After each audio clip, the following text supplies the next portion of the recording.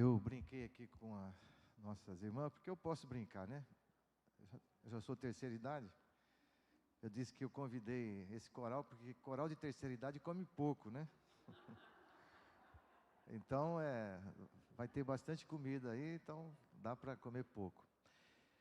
Eu queria que você abrisse em 1 Tessalonicenses, capítulo 1, verso 10. Nós vamos ter aqui alguns minutos apenas de meditação, porque a nossa festa ainda continua. E a gente, de uma forma geral, já ouviu as canções cantadas, que são a palavra de Deus. Já ouvimos os jovens aqui dançando com a música. Então a gente vai meditar um pouquinho. Mas a hora que eu cheguei aqui hoje, eu recebi um beijo. Não vou falar quem foi, logicamente, mas aí a pessoa olhou para mim e disse assim: me perdoa.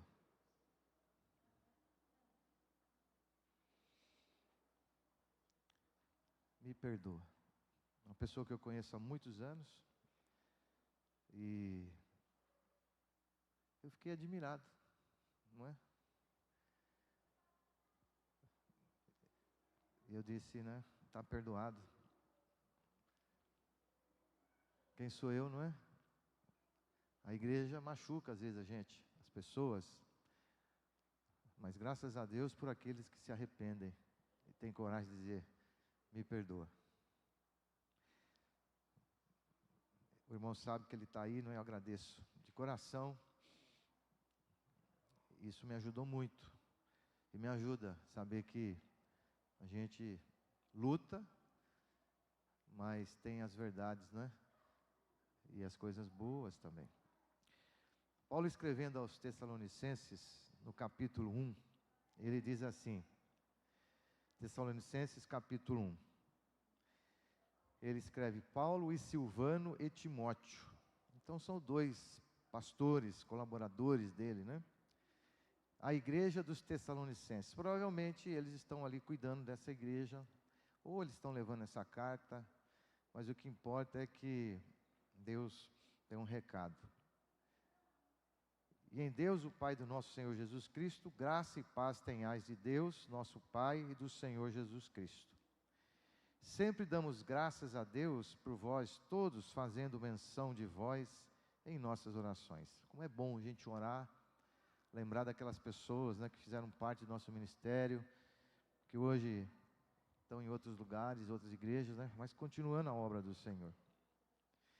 Lembrando-nos sem cessar da obra da vossa fé, do trabalho da caridade, do amor, da paciência, da esperança, em nosso Senhor Jesus Cristo, diante do nosso Deus e Pai. E sabendo, amados irmãos, que a vossa eleição, o seu chamado é de Deus. Porque o nosso Evangelho não foi a vós somente em palavras, mas também em poder no Espírito Santo. E muita certeza, como bem sabeis, quais fomos entre vós por amor de vós, e vós foste feitos nossos imitadores. E do Senhor recebendo a palavra em muita tribulação, com gozo do Espírito Santo, de maneira que fostes exemplo para todos os fiéis da Macedônia e Acaia. Porque vós sois a palavra do Senhor, não somente na Macedônia, na Acaia, mas também a todos os lugares. Então o Evangelho cresceu. A vossa fé com Deus se espalhou de tal maneira que já dela não temos necessidade de falar coisa alguma, porque eles mesmos anunciam de nós qual a entrada que tivemos para convosco, como dos ídolos vos convertesses a Deus, para servir o Deus vivo e verdadeiro, esperar dos céus o seu Filho, a quem ressuscitou dos mortos, e saber que Jesus, que nos livra da ira futura. Amém.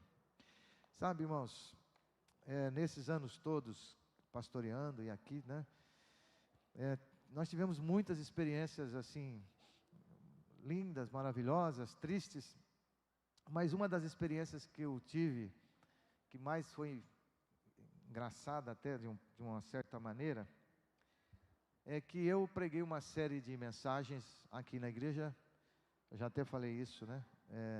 Saia de trás do muro. Saia de trás do muro. E eu preguei assim uma série de mensagens: saia de trás do muro, saia de trás do muro. E aqui, bem aqui na frente, morava uma família. E eles então um dia escutaram essa mensagem dizendo: saia de trás do muro, e eles ficaram curiosos. Então, quando eu começava a pregar, eles punham a cadeira ali no muro e ficavam escutando a mensagem. Era a família inteira. E foi 1, 2, 3, 4 semanas. Na quinta semana, eu preguei e falei assim: você que está atrás do muro, saia e vem aqui agora. Aí eu estou pregando isso, aí sai a família inteira, entra por ali, né? Aí assim: pastor, nós estávamos atrás do muro. Na hora do apelo, gente. Depois eles mudaram. Muito tempo depois, eu conheci, eles me conheceram. Aí eles falaram: pastor, nós estamos firmes com o Senhor. Firmes com o Senhor. Estamos numa igreja, batizamos. Olha, que coisa, né? Interessante. Às vezes nós temos mais preocupação em proteger a mercadoria, que é a palavra de Deus, a igreja de Jesus, do que em vender a igreja, ou passar para frente o que a igreja faz para as pessoas, o que a igreja transforma a vida das pessoas. E às vezes você entra num lugar que tem cristal, aquelas coisas muito caras, e você tem filho. Se você tem filho, você manda eles ficarem com a mão para trás, não é assim? E os vendedores ficam tudo em cima, com medo da criança quebrar ali as coisas. Eu, como sou muito atrapalhado, minha mulher sempre fala assim: mão para trás, não é? Aí eu entro com a mochila, ela fala assim: não vira mochila, vai quebrar tudo. Então, às vezes, aquele que vende uma mercadoria, ele está mais preocupado em proteger a mercadoria do que oferecer a mercadoria e aquilo que é. A igreja de Jesus é forte. As pessoas podem desanimar, desistir, mas a igreja do Senhor, ela permanece. Porque a igreja, Paulo diz aqui, chamado aqui, é um povo eleito. Sabemos, irmãos amados de Deus, que Ele nos escolheu. Essa é uma prerrogativa daqueles que foram chamados para o reino dos céus. Deus te escolheu, Deus te chamou. Você não merecia, mas Ele quis. Ele te chamou para alguns ministérios específicos. Você tem uma chamada específica, talvez, mas foi chamado para ser salvo. E os discípulos, que eram homens temerosos e medrosos, quando o Espírito de Deus, lá em Atos capítulo 2, né, veio de forma extraordinária sobre eles, eles passaram a ser homens intérpretes. Ô Bruno, desliga aquele ventilador ali, por favor. Eles passaram a ser homens intérpretes, quer dizer, homens pregando, e Pedro converteu através da palavra de Deus 3.000 pessoas. Então a primeira coisa é que nós somos eleitos. Diga: eu sou eleito pelo Senhor. Então você é uma pessoa eleita, escolhida. Olha que coisa extraordinária. Você não escolhe o país para nascer, não é verdade? Mas Deus escolheu você para o reino dele. A segunda coisa é que a igreja é de um povo exemplar. Olha lá, o texto diz que é um povo que dava testemunho e pregavam. E o texto diz que eles eram imitadores do Senhor. E ainda em 1 Tessalonicenses, que nós acabamos de ler, diz que eles eram modelos para todos os crentes. Nós precisamos ser modelos. A minha esposa sempre fala que ela não gosta de fazer negócio com crente, porque crente não paga, crente não honra a palavra. E olha, irmãos, eu vou dizer a verdade, que eu já sofri muito com isso, né? Que é uma realidade. Nós deveríamos ser modelos naquilo que a gente fala, naquilo que a gente ensina, naquilo que a gente prega. E por isso que aquelas pessoas, diz lá em Atos, que receberam a palavra com alegria.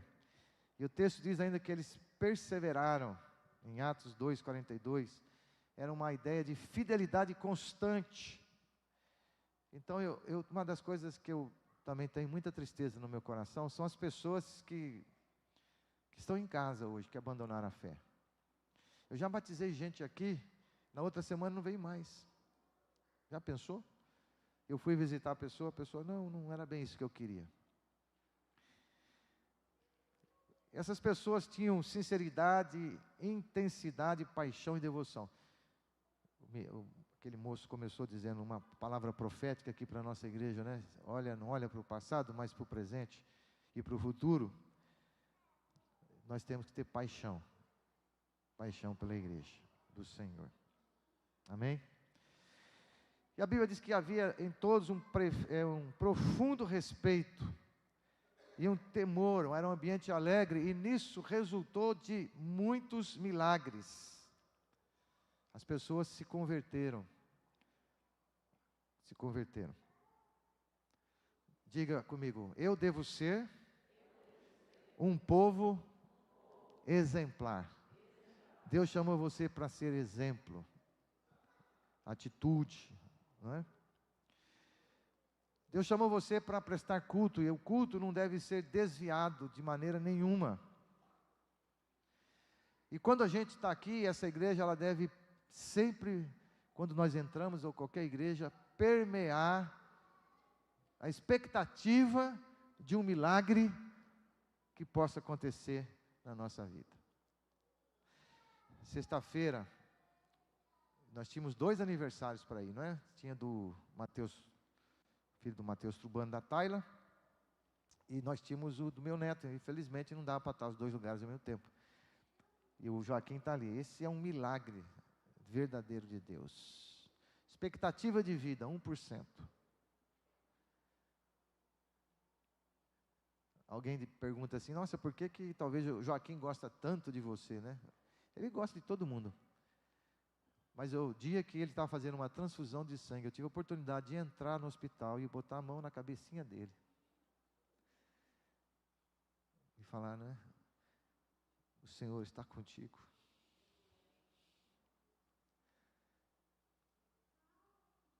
Olha aí como é que ele está hoje. Então a gente vem para a expectativa do milagre. Deus tem um milagre para você. Tem um milagre na sua vida, um milagre para você. Irmãos, quando a gente é aprovado, ou tem aprovado o amor pela igreja, do tipo que somos roubados no nosso coração, e nós concentramos toda a nossa atenção no Deus vivo, a gente nunca mais brinca com a igreja, a gente vê o valor da igreja de Jesus. Terceira coisa, a igreja é de um povo entusiasmado, não é? Não é de defuntos, mas de pessoas que têm um entusiasmo de levar essa mensagem. Olha, diz o texto, toda parte tornou-se conhecida da fé que vocês têm em Deus, essa fé que é o resultado.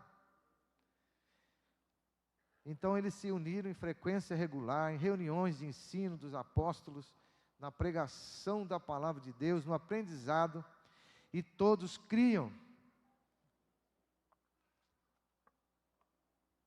Nós temos aqui um irmão visitante que está ali conosco. Ontem eu falei do pastor Claudinei, né? O trabalho dos refugiados, que ele estava aqui, que a igreja ajuda ele em Americana. Se alguém quiser ajudar financeiramente ou ajudar com mantimento, que é muito mais, que tem muitos cubanos, venezuelanos.